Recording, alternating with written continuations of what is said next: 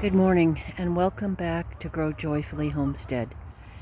It is September 14th and it's about 7:45 in the morning, and I had to put a jacket on this morning. The seasons are changing and I'm just trying to prepare myself mentally for it.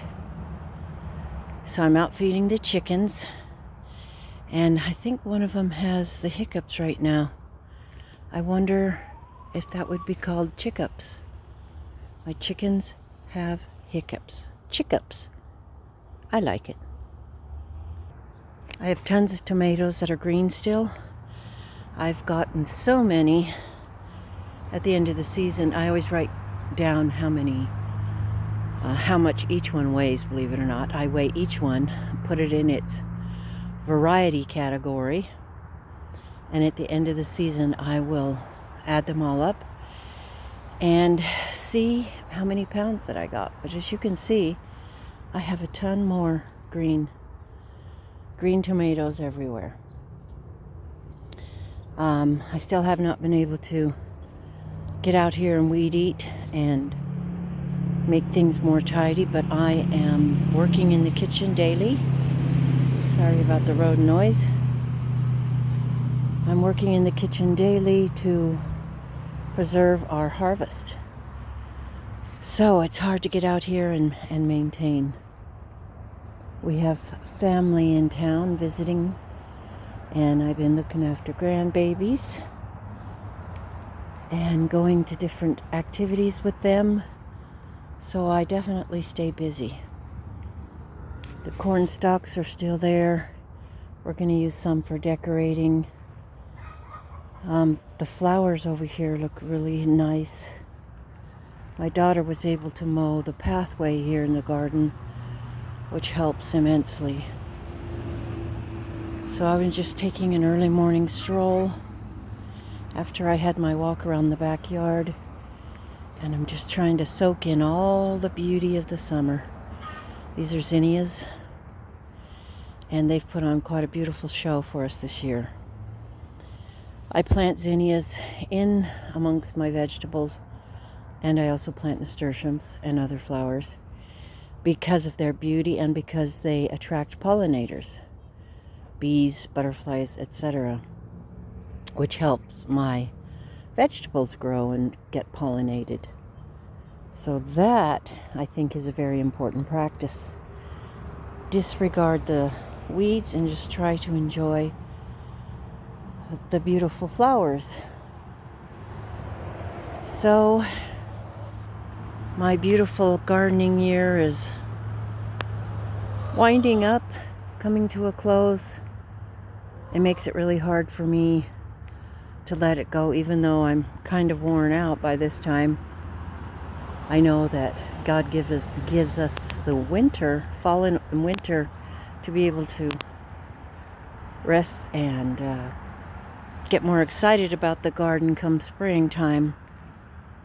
And I know there's a purpose for all these things. But meanwhile, I am just going to soak up the beauty of the garden, weeds and all. I encourage you to get outside and enjoy your garden as well. This is a sun gold cherry, and it's the only one I got planted this year, just like my one pineapple tomato plant, and I love them both a lot, so how that happened I don't know, but they're usually so tasty, and this plant has been sickly and unhappy from the get-go. So during the fall and winter, early spring, we will be planning more effective ways to grow things. And you need to rotate crops too. Not everybody does if they compost and fertilize enough, but I think it's helpful to rotate your crops. And we're going to take the melon pumpkin patch and put it down here this year, next year over here, just so that it can give the soil a rest. And we know that different plants take different nutrients out of the soil. So that's what we're doing here. I think we'll become more efficient, more effective as my husband and I work in tandem each year.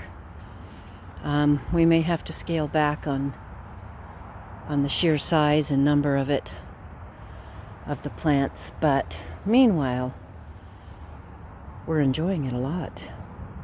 And here's some more beautiful zinnias, more gorgeous tomatoes that are growing. And yes, I did go crazy on the tomatoes. And as a result, I have a lot to put up. Canning, freezing, dehydrating, etc.